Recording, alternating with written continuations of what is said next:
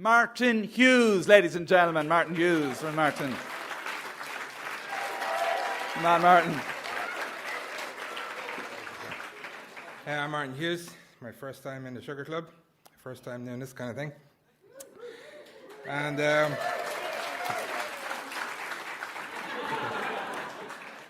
this is a story about the advice my dad gave me about walking through our local graveyard in Lusk, which is North County Dublin. And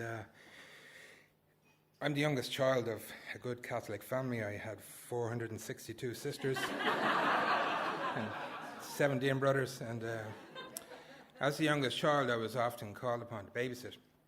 Mostly, it was legal back then to babysit from the age of 4. So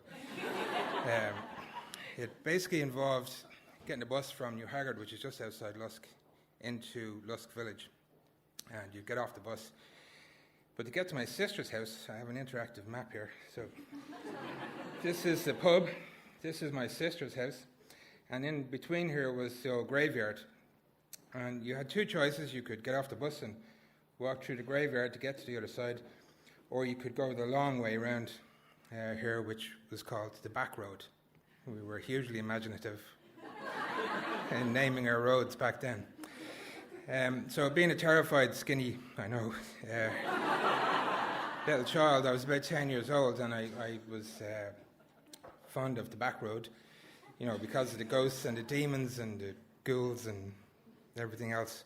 But apart from all those zombie-like creatures that lived in there, you also had teenagers who would jump out and frighten the bejesus out of you.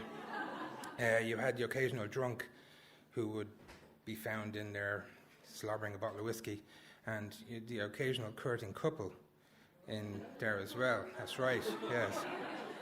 We were kinky in Lusk before kinky was a thing. Yes, that's right. So, anyway, so this evening anyway, I get off the bus and I take the back road because it's safe and no monsters. And my dad happened along in his car and he said, where are you going? And I explained the whole, zombies, sharks, killer whales, and things. And he said, okay, fine. So he gave me a lift. And later on, when I came home that night, he was sitting in his chair as he did, and he said, son, you're going to have to face your fears. It's the best way, And I went, yeah, but the zombies fornicating with sharks and things over there, and he said, no. And here his piece of advice was, you'll never meet anyone worse than yourself. So he's sitting there on his chair and he's got his pipe and he's, with the pipe going. I'm looking at him going, you're on drugs, man. So you'll never meet anybody worse than yourself. So he obviously, looking over at me, he realized, I wasn't convinced. So he gave me one of his walking sticks, which was one of those blackthorn sticks, the ones with the little knobbly bit on the top. It looked like an infected testicle. And it was... He gave me that and he said, this has warding off powers from monsters. Just swing it about your head and you'll be fine. So the next time I went babysitting, I got off the bus and I walked across the road and the gate to the graveyard was there and the back road was over there, and I kind of said, well, I've got Excalibur. I'll be fine. So I chose to face my fears and cross the graveyard. So it's about a 4-minute walk, and I'm about 3.5 minutes in. Everything's going swimmingly. There's, it's dark, but there's a full moon. Perfect werewolf weather. And, I 3.5 minutes in, and it's a really old graveyard, really super spooky. And as I could see the gate, and from behind the big thing, headstone, 2 teenagers jumped out. Now I'm 10, I'm a skinny little dude, got the old stick, and these guys jump out behind me and they're like, and boo, and I'm like,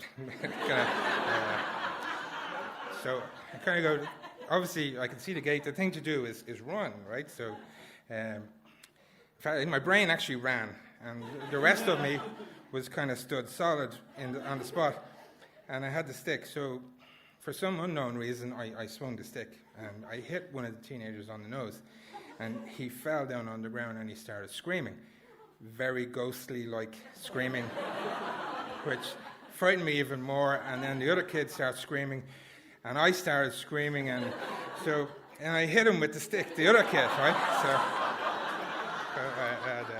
I hit him on the arm, like, so she made him scream even more, because he screamed more like a girl now, but everybody was screaming. The kids on the ground screaming, his nose is bleeding, and he's screaming, and the kids over there screaming, "Stop hitting me!" And I'm hitting him with the stick, going, "Stop frightening me!" And they're like, he's like, "Okay," and I'm like, "Okay, fine." So after a couple of minutes, my brain's like about a half mile down the road, and my body decides to go with it. So I run anyway, and I run all the way to my sister's house, and her husband gets in the car and goes over, checks the graveyard. The teenagers are gone. No one died, and he comes back.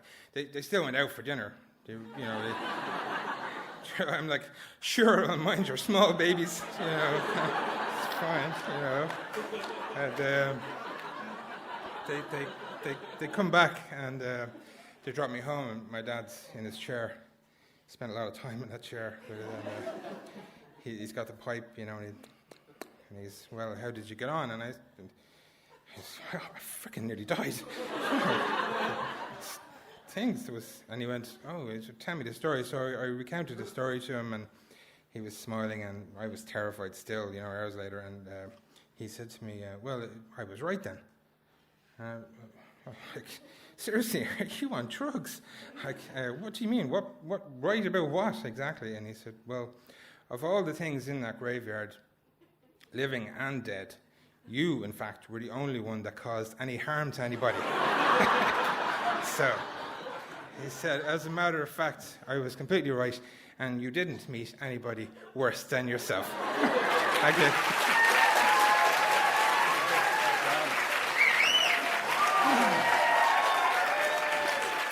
Wow.